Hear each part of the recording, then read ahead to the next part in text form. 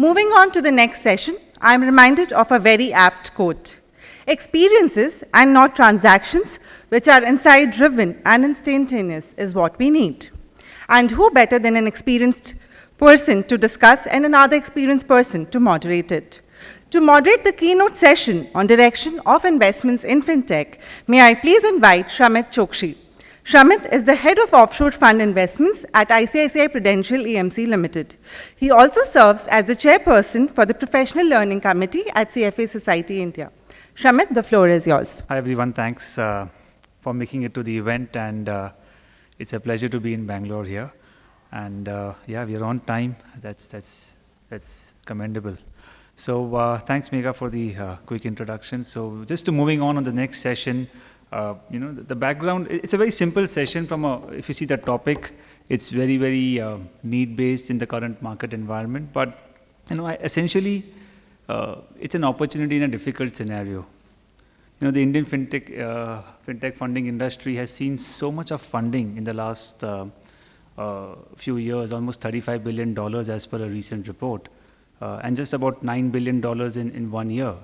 That's a lot of money for industry that needs to move up the curve on regulatory compliances, investor protection, and a sort of a subsegment of the market where credibility matters more than innovation eventually.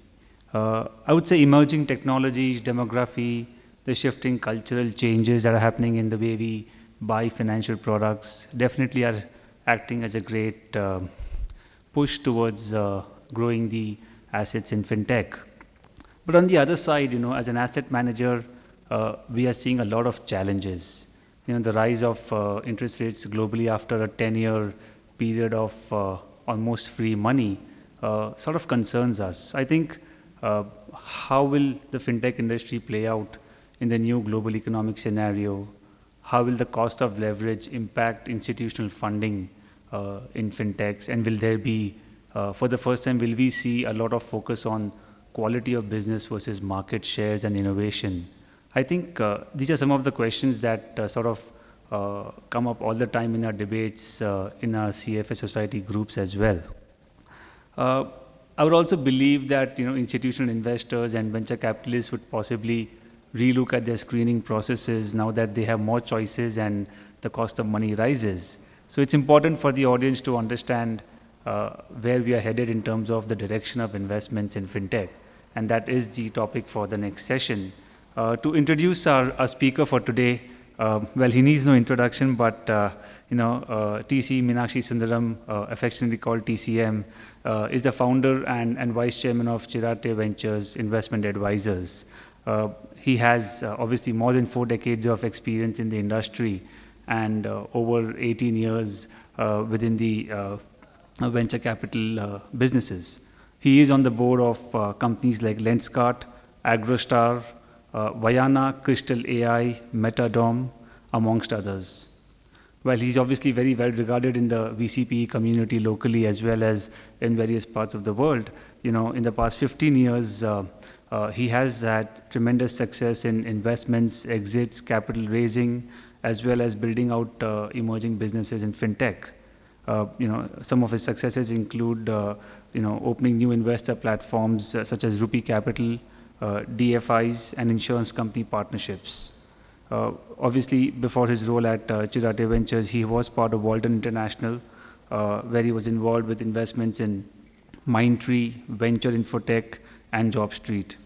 Before Chirate Ventures, TCM served as a chief financial officer and president at Venture Infotech, a leading payment processing company in India. Before Walden, he has worked for over 14 years at Wipro, where he last served as general manager for the e-commerce division.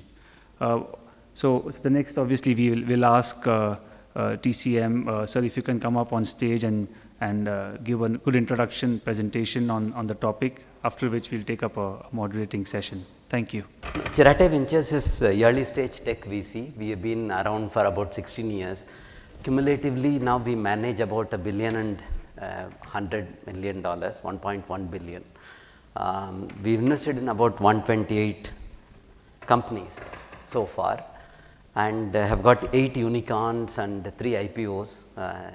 Last one being Policy Bazaar last year, which is one of the fintech investments that we made.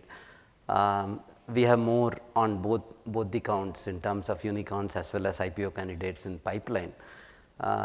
Just last week, we actually closed our first growth fund, the first close of the first growth fund at $100 million, slightly under $100 million, because when we started, it was called at 75 rupees, we thought that it will be $100 million, but now it's gone to 82. And we got oversubscribed with first close itself. That shows the interest today the ecosystem has in terms of the interest in technology investing. In technology investing, and most of it is actually Indian capital. This time we got about 98% of this is Indian capital, and it was the fastest fundraise for us. It happened in like 3 months time, 3.5 months time. We have recently released about, I think sometime in September, we released our fintech report in terms of our thesis about how fintech is likely to play out in the next 8-10 years time, where we said that we will be Indian fintech opportunity will have $1 trillion AUM by 2030, right? And the revenue pool that they will cover will be $200 billion, right? So this is something that one can download from our website, but some of what I am sharing today is also on the basis of what we have done in terms of research, which we did along with EY. So look forward to coming out with updates to that. So you can share that. Okay. So I will quickly cover my presentation in about maybe 20-25 minutes time, because I am not going to read through the slides. I will be giving some of the key highlights, and after that, with Shamit and me, and then we will also it will get moderated, and I am happy to take on any questions. So very interesting. Financial services is one of the oldest businesses in the world, right? If you look at it, and you look at the listed entities, average age of companies is about 96 years, right, in US listed companies. Whereas fintech industry is possibly just about 10-12 years, right? So we are in what is called the first inning of the game. In let's say if you look at baseball, right, which goes for several innings, right? So we are in the first inning of the game, and that is also reflected by in terms of the type of market cap that they have. 500 billion globally might look large, or in US might look large, but compare it with $11 trillion for financial services. So it's a small fraction, and there is always this issue about whether fintechs are going to eat the existing players, and we will cover that. So this is what I was sharing. A lot of names which are there, and a lot of them actually went public and actually fallen by the wayside. The BNPL that we talk about, there are companies like Green Capital or something like that, which focused on BNPL in a specific category called home improvement. Went public, went to $10 billion valuation, and possibly now they are under $1 billion valuation. So these things do happen. I think if they don't manage their credit risk properly, and then manage also now the interest rate risk, because last 2 decades people got used to actually having no cost of capital, right, in international markets, in US markets. Suddenly when they start getting this, the risk appetite, how it changes is something that's affected.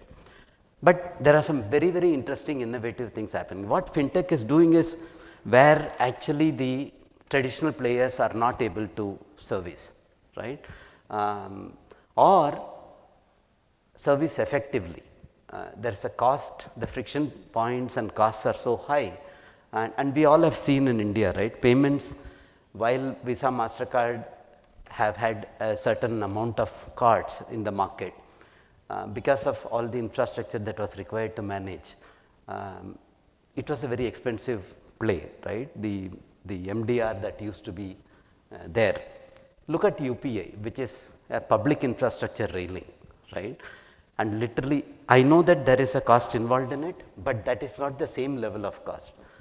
While currently government subsidizes to some extent, and then there is a debate about banks taking on the cost for providing it free, whether they should or not, but it is not as prohibitively a high cost as this. So, and UPI has transformed the way India is actually dealing with, you know, day to day transactions, right. When 7 billion transactions happen in a month, that is like today we are talking about an average of maybe 6 transactions per per human being in India, right. That is a phenomenal number, and we are still in the beginning days, right, because if we all individually look at it, possibly we do 30 to 50 transactions in a month, or maybe 80 to 100 transactions for somebody who goes out and does things more frequently. Out of that, even now average is 6, maybe the peak users may be using it for 15, 20 transactions, right. So, that is how things are going to change, and profit pools will be threatened. So, we spoke about BNPL, it is a huge opportunity because there is a hugely underserved credit, and every market, whether it is India or US, has a lot of people who are not credit worthy in some sense, in the traditional means, right.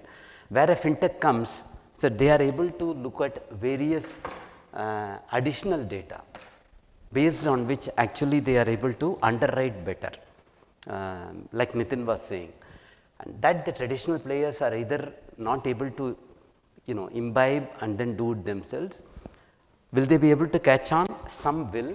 Those who adapt will be able to catch on, and those who don't will have to partner with the fintechs and then live. But this is a huge opportunity. So, for example, we have a company called Yearly Salary, now they rebranded as Fibe, right.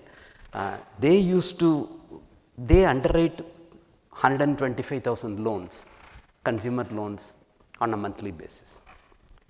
Less than 5% of loans are seen by a credit officer, right. All the rest is underwritten by their AI algorithms, and their NPAs are substantially lower. It is unsecured, right, but their NPAs are substantially lower than even, let us say, it is secured asset like a two-wheeler loan, right. How are they able to do? They are able to get the sociograph, they are able to get other information based on which they are able to underwrite.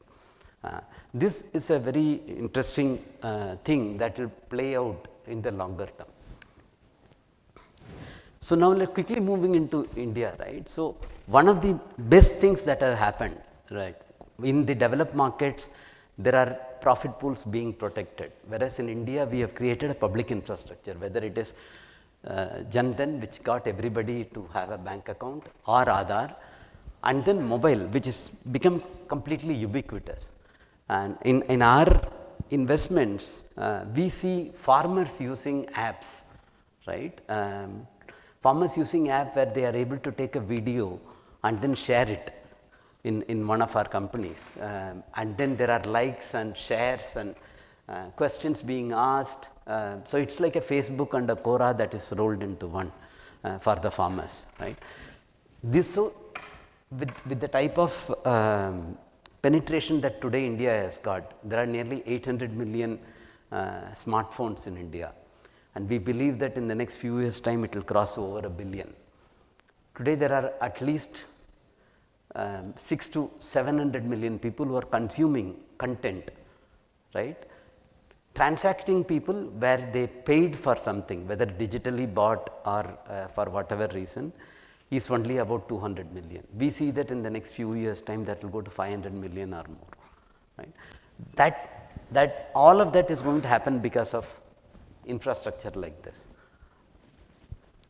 And across the board, and you see vernacular. So farmer may not understand English, right? But they are able to completely conveniently interact. Even in UPI, people can actually do local language.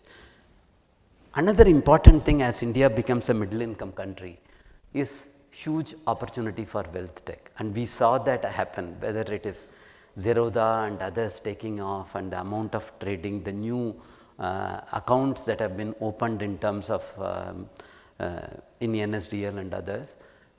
That's a phenomenal growth that we are seeing. So we have only one way to go, because India is highly underpenetrated across all the sectors, whether it is lending, whether it is deposits or insurance or wealth, trading in terms of stock market, active people.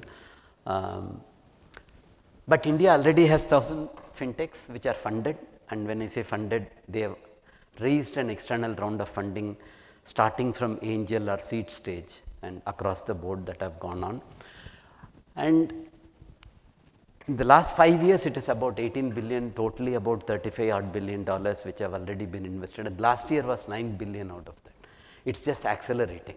Yes, there has been some slowdown in this year, which is more a correction in the market, which is good in some sense, right? So otherwise, the bubble was reaching stages where companies were getting valued at becoming unicorns 2 years or 3 years ahead. And when we say 2 years or 3 years in public market, people will think that maybe it is 20%, 30% more valued, right? Which is not the case in startups, because they grow at 100% annually. So when you look at it 2 years ahead, they are valued 4x more, order of magnitude, right, based on metrics which is likely to come 2 years later. And there is part of it is driven by liquidity, part of it is driven by FOMO, so they feed on each other, and so this correction is good in that sense. And like I said, I think highly underpenetrated markets.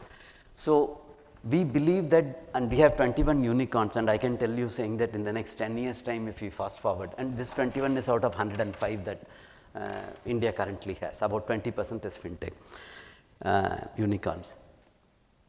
What's very important is fintech over a period of time will become like a horizontal, right? Because financial services in whatever form is going to be like plumbing, which is actually going to ensure that transactions in real world takes place. So that is, without that, and so that is the reason why what we see very interestingly is that even adjacent areas, right, are getting involved in it. So when there is a B2B marketplace, they are talking about providing credit to the MSME customers, right? So and some of are in payment guys, where payment is almost like oxygen today, right? It's available for free. So how do payment guys make money? They actually have to find other areas where they can monetize the consumer, whether for lending or for other areas. And there is an ecosystem which is coming around, which is talking about saying that how do I facilitate this, right? So it's going to be across the board, and you will find some companies being vertically completely covered. So they have their own underwriting, they have their own book and other things. There will be others who will be service providers, right? So there are fintech companies which are coming out, which are saying that, okay, every bank cannot integrate with every fintech company separately. And so there are players like Setu which are coming up, which says that, okay, I will provide the fabric of integration, right? So through APIs, and those are the types that will come. There are companies which provide only underwriting services for lenders. So they go to traditional lenders and then say, I will provide new age underwriting service, right?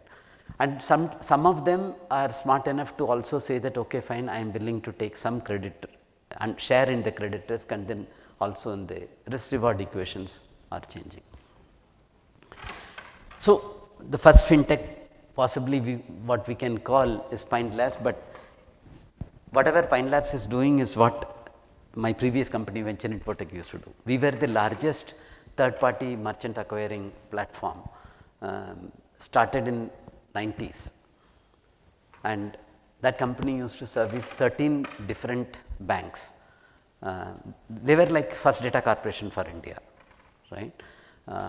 We used to manage that part, and then Pine Lab and all started much later. So, across the board it is there, and then we see that there is more that will come up now, right. Like I said, close to $10 billion happened, out of which global investors funding is already 3.5, but local is also $6 billion. Quickly, in India, first half already $3.2 billion has happened. We think that there could be some, it could even be lower than last year, but considering the correction, we expect that there will be a 10 to 20% lower, and the spread is covered. But no, this is the most important thing, right. Next 8 to 10 years, this is $6-7 billion a year that we are currently in will accelerate.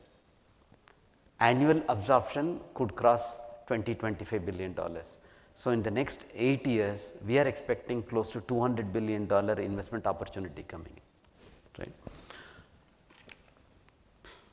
So, where are people looking at it? This is the interesting part, right. Payments that we saw, where P2P lending in China was huge, right. Lufax grew very big until the regulations came, and then it tanked. In India, lot of companies were starting, but the regulator, for the right reasons, in terms of the people are not losing money, actually came in and regulated the thing, but there have been challenges in terms of the education for the consumers on both sides, and what is the value that is being brought in. So, there has been challenges that these P2P companies have faced, right. And similarly, if you look at embedded lending, there have been companies which have been trying to provide that, and the jury is still out on that. So, when let us say a seller or a service provider also provides loan, is it something that is actually increasing the risk for them, or it is likely to help them accelerate their business and increase the margin, is still out, because in the recent corrections that have taken place, the NPAs have started going up a little bit, and so people are being conscious about it. But there are new innovations that are coming up, which is in fractionalization. So, earlier we all would have wanted saying that, so people would have invested in housing and then land or house, but real estate being a very expensive asset, and while there is a good yield in commercial, most of us will not be able to take a commercial risk, right. But now with fractionalization, people can go and buy in, right, anywhere from 5 lakhs investment to 25 lakhs, and similarly high yield returns, like there is a company which in our portfolio which does renting of furniture, right. For them, they play it on the technology layer, they play on owning the consumer relationship and making sure. So, it is called Rent-A-Mojo. So, what they do is very interesting. They do not actually necessarily put their capital out, they are asset light model. So, they need people who will own the assets and give it to them, and that is being fractionalized today. It is easy to go get a 1 crore line, but at the same time it is also possible now for people to invest anywhere from 1 lakh into some of these assets and then do it. And many of this fractionalization is not possible without even actually a technology layer, right, to be able to manage those volume of transactions. So, those are the things that are coming up. So, what are the future that we are looking at it? So, there is one company, there are quite a few companies which talk about providing credit underwriting services, right, and the new generation is coming. Recovery, there are companies which have come up just to focus on recovery, which is after the 30th day of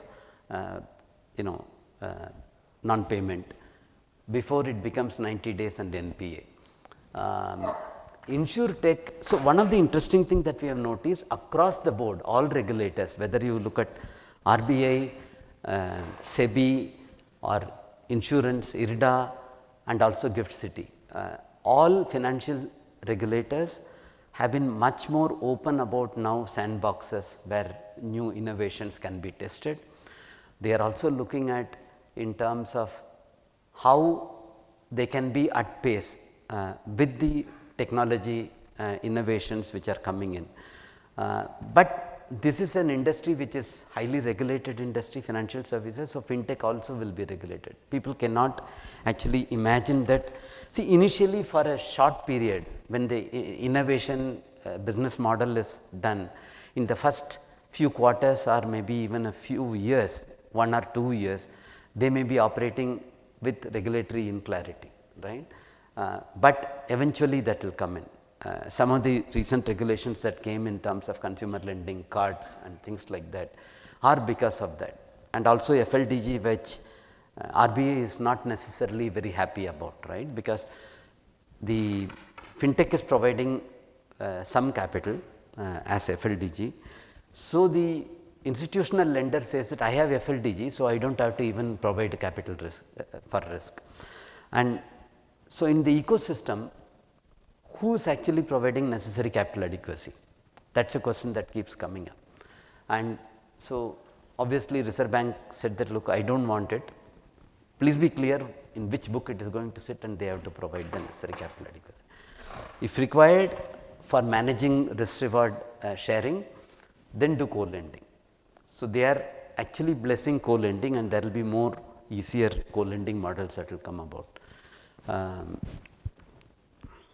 So, quickly I think regulations are going to get more and more friendly and adapting it. Digitization, like I said, I think is going to continue, right. If anything, COVID-19 accelerated some of it by at least 2 to 5 years time. What we used to think will take more time got accelerated during COVID. Very traditional businesses, doctors used to actually refuse to use technology, right. I mean, not the medical technology, but actually the digital technologies to be able to do stuff.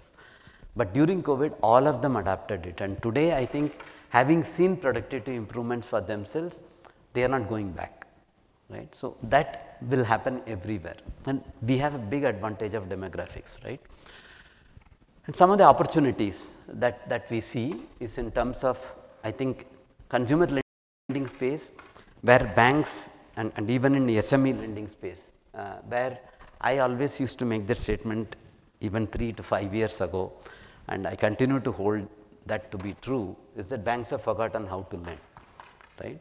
Banks are very happy giving a loan against a collateral, right. And I have spoken to bankers, and they say that, look, I am getting 3 times what I can lend, what my target is, to be able to lend with collateral. Why should I even go do unsecured lending, right? But there is a huge MSME world which is not able to provide the collateral, which is not able to get funded, and those are the places where actually we see fintechs playing. So, we have a company in trade finance called Vayana Network. Their credit flow today on a monthly basis, in fact, they just hit 10,000 crores in October, right. That is just insane amount in terms of how much they are able to push, and this is more than double what they did last year. And I think we are still scratching the surface, and we keep saying that we need to add a 0 to that number, right. And if you look at India's trade credit, that is still a very small fraction, and that is where they are enabling it. And you will find interesting play. In my mind, there is no need for actually a payment pass at all now, right. A mobile phone should act as a pass.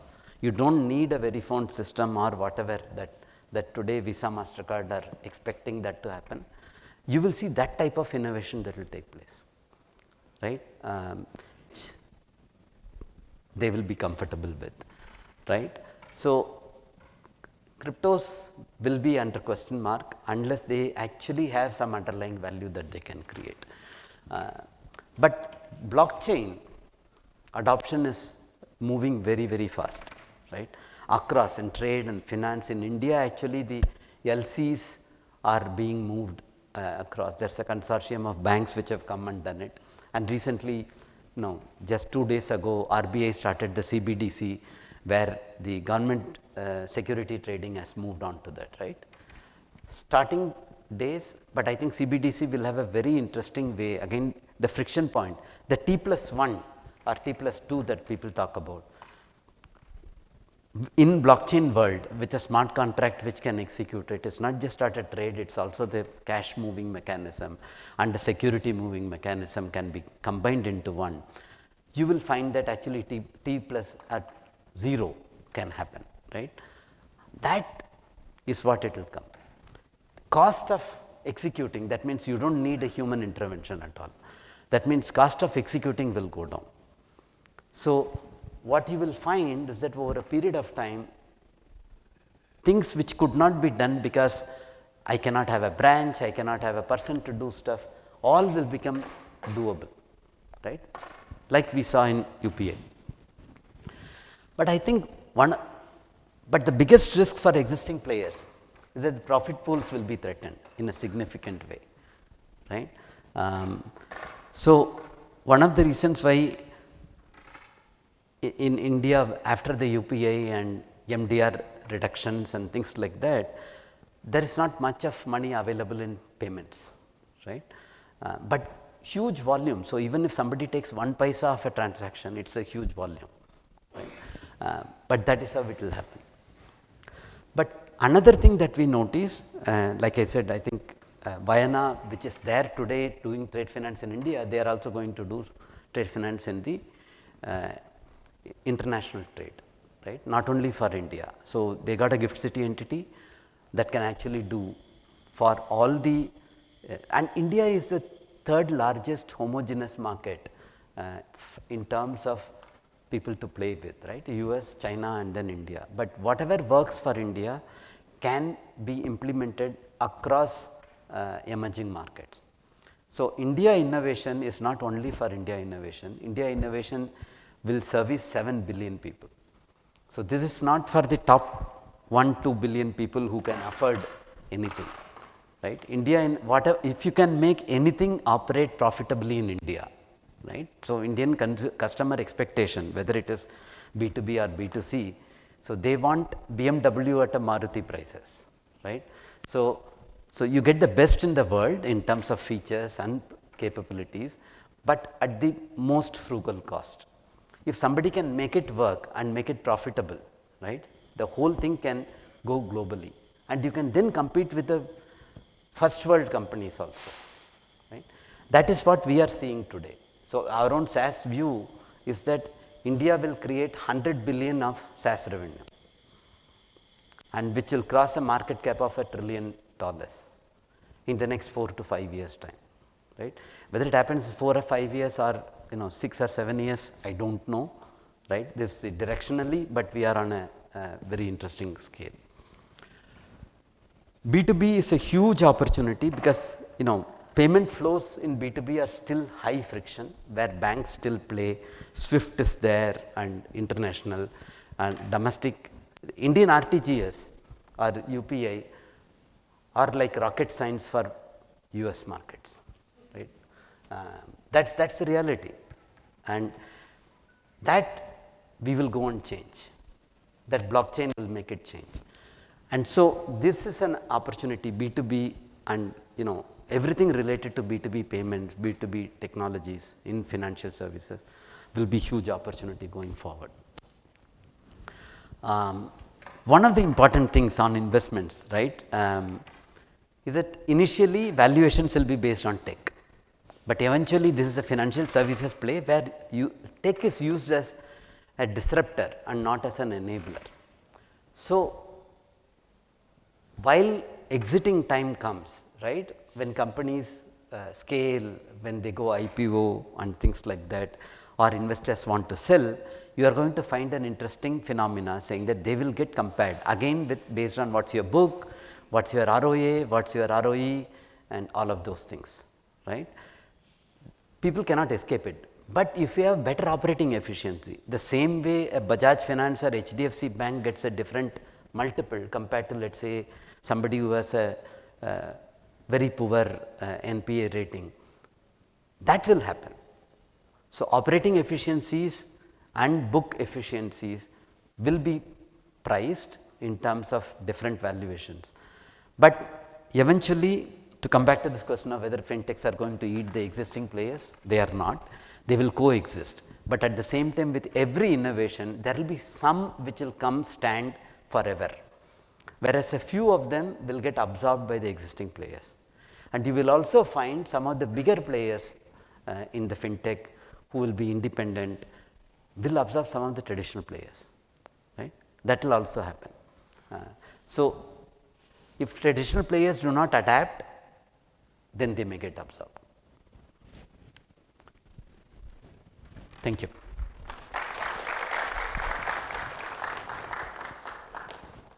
Very quick question, the last slide mentioned it all. You said fintech players could possibly buy out traditional players at some point with scale and profitability. So a lot of questions have come up saying that we have apps like YONO for SBI, and also there was a question that already traditional players are implementing most of these ideas in their traditional business. So what are the strategic opportunities out there as an investor? Would you rather place your bets on traditional players evolving as fintech players, or do you think that the fintech players hold the value chain? It's like this. We are investors who look at disruption, right? So we don't go and invest in a traditional player, right? So to that extent, we believe that the speed at which a disruption takes place, the traditional players are not able to match it. That is something that we see happen across the board, and I think we will continue to back the disrupting technology players, but we believe that some of the larger players who are adapting technology, and they are also adapting it in different ways, right. So, if you look at it, there are few players who are dealing with every fintech, saying that okay, I am here, I am providing you, let us say, a regulatory oversight, but then you go do it, and then they deal with every fintech available. There are few who say that I will build everything in house, right. I have a feeling the first type will be much more nimble in the traditional players. The second type will always be catching up. So, to that extent, they may actually lose out in terms of market share or leadership. That is a big risk that they run. Okay. So, now I think just that's continuing from that topic itself, financial services is largely a regulatory landscaped sector, and essentially Indians typically focus a lot on investor protection, and one mistake can bring the house down for financial players. So clearly traditional players have the edge in terms of manufacturing experience. They've seen cycles, interest rate cycles, NPA cycles. How do you see fintech players evolving in the next few years, given that as an investor for you, the cost of funds also goes up, and the barrier for a startup literally becomes very, very high now, and we haven't seen this cycle before. So from your experience, how do you see this will play out for the fintech players going forward, and should they pivot from just being an aggregator of customers and technology to becoming a manufacturer at some point? No, I think it is a necessary thing even to participate in the larger part of the profit pool. To answer the last question, all of them, what are they doing? They are using technology as a disruptor to be able to first get a stake in the table, right? Just like a retailer will start with only selling others products and then later move into private label. All these, once they own consumer, give a great user experience. Once they own the consumer, then they can actually become partially a manufacturer. In some areas it becomes a challenge where you participate with, let us say, whether you will compete with your customer, with a B2B partner, right. In those situations it is a little tricky, but otherwise I do see that in a model like co-lending, then you anyway have to build your own book, right. The interesting part where technology comes in and the platform play comes in is that a startup, fintech startup can either compete with all the existing players, and that will be with such a headwind, and to gain 1% market share will be substantially challenging. But a fintech, which is a platform where it partners with others, can quickly ramp up to influence 10% of the market, right. So, those will be the interesting plays that they will do, but it is a partnership, but at some point of time they will say that, okay, out of, if I am influencing 10% of market, let me do 10% of that on my book, let me do 10% of wealth products on my own, or in some form participate in an insurance underwriting, risk reward. Those things will start happening, because they have to also increase their profit pool. Right now, many of them are actually maybe losing money because of overheads, right, while unit economics may be there, but they have to become profitable to be actually valued meaningfully. Interesting. I'll take up a question which came in quite early actually. Some believe that with access to account aggregators and OCEN platform, banks will be able to underwrite high loans with much more ease. What will be the impact of this on fintech, which essentially have targeted the high yield segment first? Yeah, so I think my belief is that that is an interesting assumption, but we have not seen that happen in reality.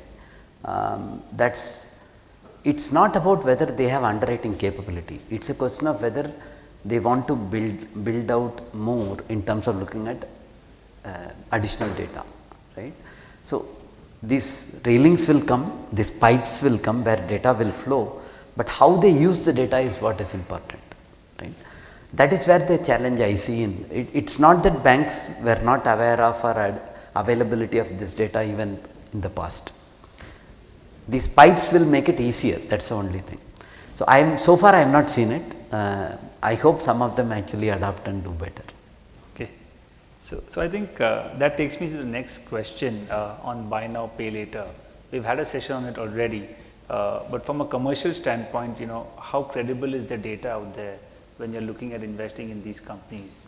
What are the ethical aspects that you will deal with, given that we've heard news that a lot of Gen Z or Gen Y borrowers are facing crisis in some markets because they were not sophisticated enough to understand the product. Do you think investor awareness has been a letdown among fintechs, and as an investor, how would you advocate them to move forward? See, one thing is, I think in BNPL there are two types of BNPL. One is that which is very short term. So, you do not have a credit card. So, I am giving you a BNPL where you can buy whenever you want, instant gratification, but pay at the end of the month, maybe 30 days. So, just like credit card gives you a credit, you give 15 days or 30 days type of credit, right. That is one type of BNPL. The other one is where people are actually saying that the EMI model of buying the equipment or any capital goods or consumer durable will move into BNPL models, where people do not necessarily have credit history and things like that. I think the second one is something that I believe is still in nascent stage, and that is where I think Bajaj Finance has built a phenomenal platform, and the fintechs are looking at it. So, those who are going into that market and build it, because it is a longer term credit, right, it could be a 6 months, 9 months or 12 months credit, will be interesting to watch. The one which is short term, I think you will face some challenges in the near term. But if you talk about investor awareness, I think end of the day this is a consumer world, right. So, the world has changed where in my days possibly I would have waited for my salary to come before deciding to buy a mobile phone, right. And today people, if they want to buy a mobile phone or if they want to book a holiday in Goa, they want to do it now, right. So, that instant gratification is moving in this. I do not think anybody can change it. If credit is available, they will take it. Okay, I think so. You are suggesting some sort of consolidation in the medium term, and not all BNPL players would really scale up to the levels required? Yeah, so the technology world is very brutal, right? So typically this is the top 2-3 players will be it's a winner take all type of market, because there is no infrastructure that is there saying that okay, I have branches and things like that I have to open, so I have a headroom for somebody else, or I have a moat for somebody else to come, right? Tomorrow morning a new company can come, they can disrupt an existing player for 5 years, right? Very clearly. So this is a brutal world where let us say 1000 companies start off, or even 100 companies in BNPL. Fast forward let us say 5 years, you will find maybe 3 to 5 companies which will exist. So some will be horizontal players, some will be vertically focused. You have seen that in e-commerce play, right? We have seen so many other companies, but now there are 2 guys standing. In food delivery you saw that, right? Because capital will go after people who are building leadership, and others will not get capital. So those will either pivot to being service providers, or they will pivot to they will get absorbed either by the tech players or by traditional players. Okay. Consolidation is the name of the game. Thanks. So in one of the reports you did with a consulting assignment, I think with a large firm, you mentioned $1 trillion of assets under management and $200 billion of revenues. That's a very astounding number. How would you sort of break down the assumptions behind this, and which parts of fintech you think show maximum potential for ROE for investors who are going to bet their? Yeah, so this $1 trillion has got three parts to it. I think one part is about $515 billion is in the lending side, right? Both consumer and the SME lending. Just imagine in an 8-year time frame, India will be at more than $5 trillion, right? So when you look at that level of growth, and then within that you will find fintechs growing at a much faster pace. Like I said, they comfortably grow at 100%, right? At that pace they will increase market share, right? And that's what we see. And there will be, to some extent, fintech influenced books also will be there, right, because of co-lending. The other part is wealth. So wealth is something where today the relationship manager cannot be afforded for anybody who has less than a crore of investable capital, right? Now how do you manage that?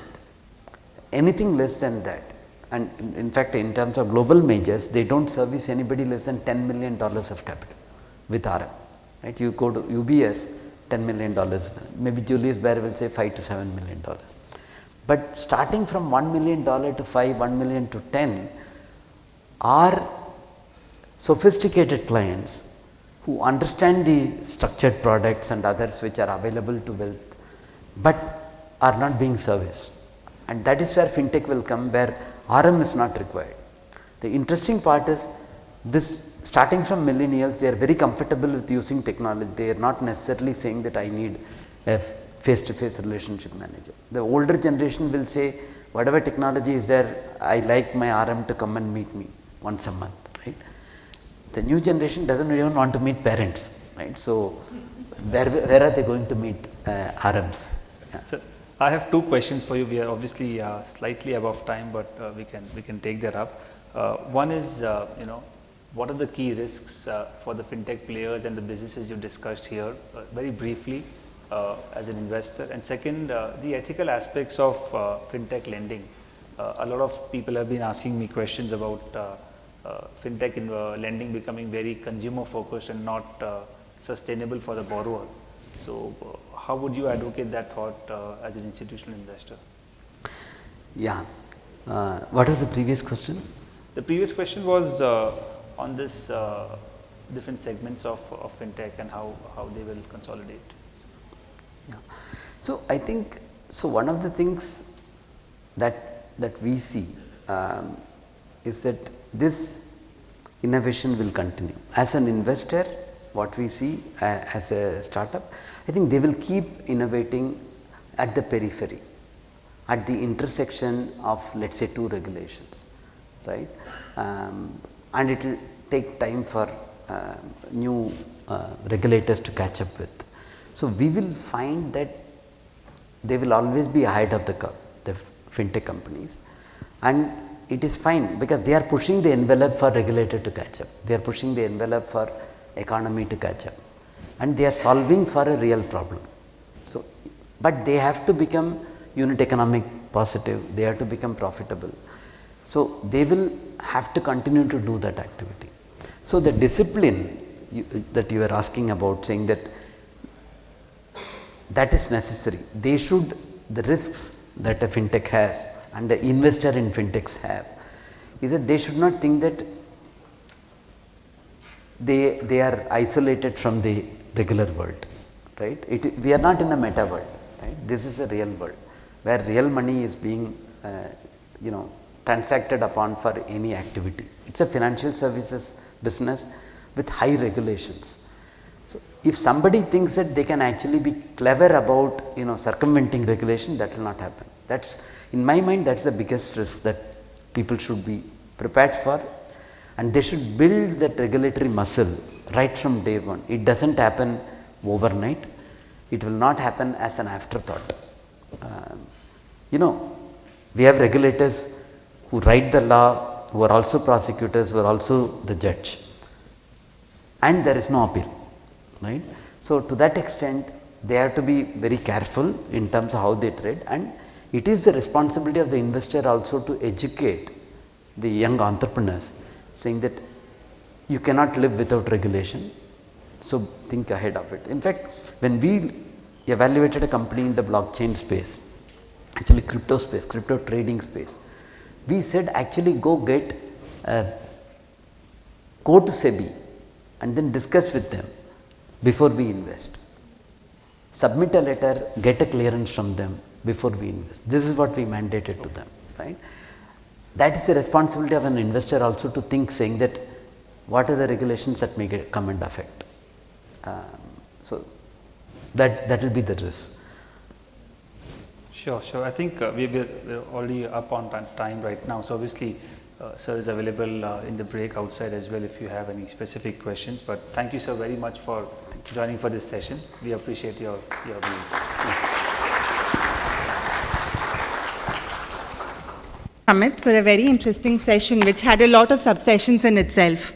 May I please invite Priyanka to hand over a token of appreciation to Mr. Sundaram, Shamit and Ravi. Ravi, can I please invite you on stage?